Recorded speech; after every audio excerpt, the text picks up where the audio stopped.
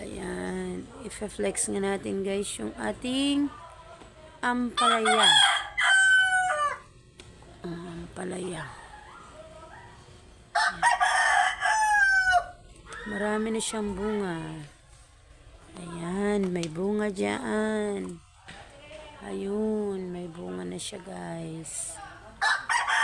Ayan. Mga ilang araw lang yan. Meron na tayong anihin guys. Ayan, libre na yung ating ulam.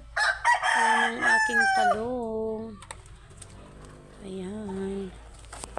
May insekto. May insekto.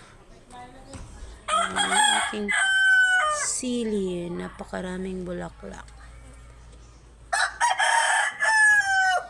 Ayan pa yung bunga ng aking ampalaya. Ito naman yung aking mga talong guys. Ayan. May mini garden.